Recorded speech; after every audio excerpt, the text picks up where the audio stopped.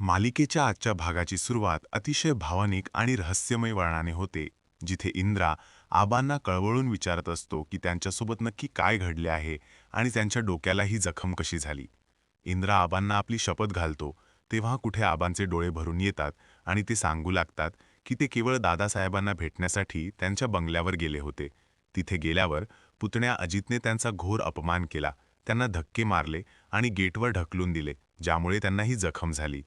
हे ऐकून इंद्राचा थरकाप उडतो आणि तो प्रचंड संतापतो.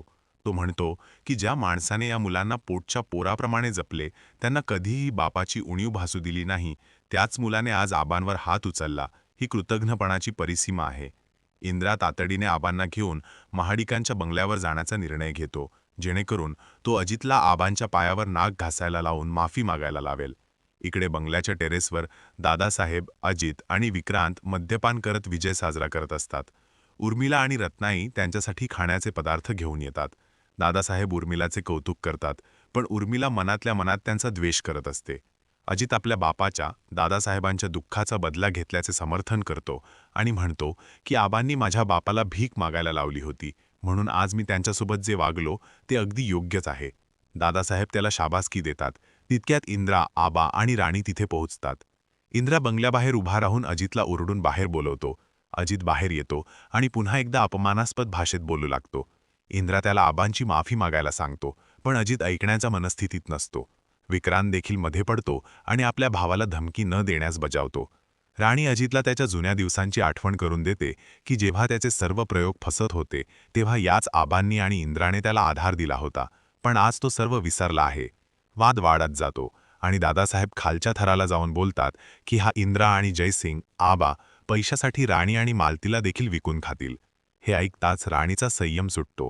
ती शांतपणे मागे वळते आणि जमिनीवर पडलेला एक मोठा दगड उचलते. ती ओरडून सांगते की आमची सहनशक्ती पाहू नका, आणि ती तो दगड थेट दादासाहेबांच्या दिशेने भिलपावते.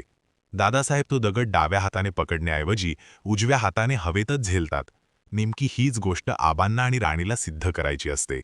आबांना सुरुवातीपासून शंका होती की हे त्यांचे खरे भाऊ दादासाहेब नाहीत, कारण त्यांचे खरे भाऊ डावखुरे होते आणि हा माणूस उजव्या हाताचा वापर करत होता. आबांनी आणि राणीने मुद्दाम हा प्लॅन आखला होता, जेणेकरून समोरच्या माणसाचे सत्य समोर येईल. आबा इंद्राला शपथ देऊन तिथून घेऊन जातात.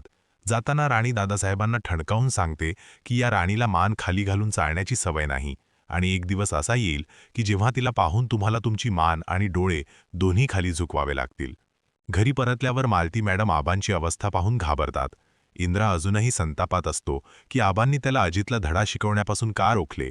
शेवटी आबा सर्वांसमोर गुपित उघड करतात की हा माणूस त्यांचे खरे भाऊ दादासाहेब नाहीत. आबा सांगतात की खरी व्यक्ती डावखुरी होती आणि या माणसाने उजव्या हाताने दगड पकडल्यामुळे त्याचे पितळ उघडे पडले आहे. आता राणी या बनावट दादासाहेबांचे सत्य सर्वांसमोर आणण्यासाठी सज्ज झाली आहे, आणि त्यासाठी ती अधिक पुरावे गोळा करणार असल्याचे या भागात पाहायला मिळते.